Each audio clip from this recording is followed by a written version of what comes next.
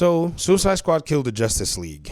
Did you like it? Those of you who played it, those of you who were anticipating it, I want to hear your thoughts in the comment section. It's very important that we actually go ahead and look at this game because I remember at the onset of the conversation, the game was also in the shadow of Gotham Knights in terms of the conversation and so on and so forth. And it seemed like a lot of people who did not like the Gotham Knights game were looking forward to Suicide Squad based on the comments that I read, a lot of conversations I had on Twitter. I remember somebody told me that Suicide Squad was going to be a banger though. That was a comment that I got from somebody who was insulting me on Twitter with the Tottenham Hotspurs picture on their profile picture. I remember because they were a Spurs fan, and I was like, oh, that's interesting. And Kurt, it wasn't you.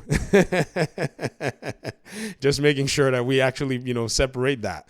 And I thought to myself, man, I wonder why a lot of people were thinking this, because even from the time that we first saw the game at the DC Fandom event, most of us that were fans already kind of had a sense as to what the game was going to be. And then remember, we got some documents leak, which was basically the menu of the game that showed us, oh, this game had some live service elements, and then the developer started to modify the description of the game, because if you remember, the game went from third-person action shooter to third-person action shooter with some RPG elements, which they actually said in their presentation, and then they moved it to RPG looter shooter. Hence, I made a series of these videos around that time where I even got a copyright strike saying, man, people need to be cautious about Suicide Squad. I even made some, videos documenting how the excitement had been shrinking after that video was already, put out there, the PlayStation State of Play. Remember that? And I also talked about what fans needed to hear. And I also talked about predicting the community reactions. So I posted all these videos on the community page. If you want to go watch them, feel free to do so. I was going to actually go back and analyze them, but they have different contexts that may not give you the full picture in each video, and it would just be so much, talking over me talking. So I recommend that if you really want to hear that, please go ahead and check the community page and you can see them. This is in regard to one of the requests from one of my audience members. So seeing all of this that have gone down, I want to say to, the DC fan community, it's not necessarily the end in terms of, oh, everything is also destroyed or whatnot. No, because I originally have said this before. I've said if Suicide Squad Kill the Justice League does not, in a sense, satisfy what it is that you want to get from these video games, there's Wonder Woman game coming. If Gotham Knights did not do it for you, the Wonder Woman game might be the game that actually vibes with you.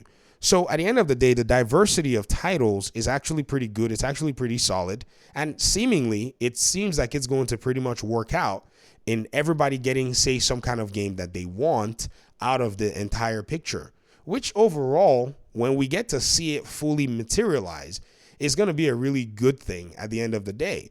So not everything is, the end in regard to that. I think one thing that a lot of people have basically, kind of put this in terms of chalking things up is they've gone to the perspective of thinking, oh, because we didn't get these games, everything is all terrible and everything. No. You got to understand, ladies and gentlemen, that this is all about opportunity, positioning, and circumstance, because the creatives are not necessarily running the show much anymore. It's now the execs that want ESG money, or the execs that want to basically farm easy dollars, that are now pretty much taking on these decisions overall. So you have to basically look at it from that perspective and understand that the fans are last place. And so anything that comes out of it that actually favors us is based on possibly just some things kind of lining up in a weird, interesting kind of way.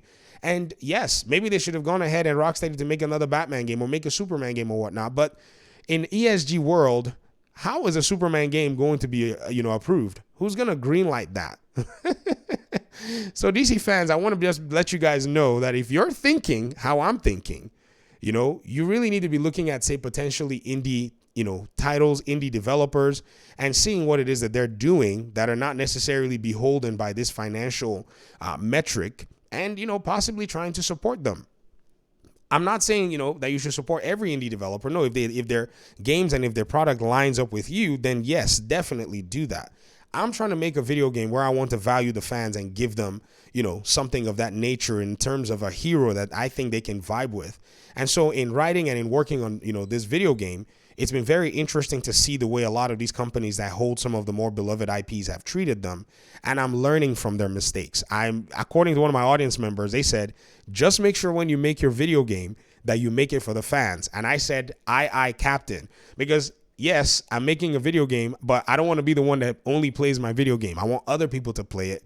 So considering that this is something that I strongly believe, that fans really do want these kinds of games, these single player experiences in the hero category, I really would love to bring that to them. And so that's where I'm doing a lot of the work. And at the same time, I don't want to be heavily critical on these IPs, because I know that they're very wonderful developers that work there that don't call the shots. And when you actually consider this, and when you actually go and look at, say, okay, this is what's going down, you're able to kind of navigate around and say, okay, what suits me? What lines up with my preferences? And you're able to pretty much make a solid decision from there on. Anyways, I wanted to go ahead and make this video and talk about this briefly and hear your thoughts in the comment section.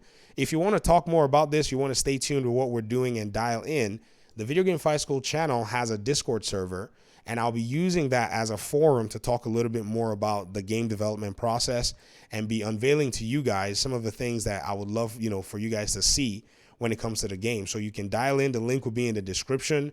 There are different channels for talking about Suicide Squad, DC games, and so on and so forth.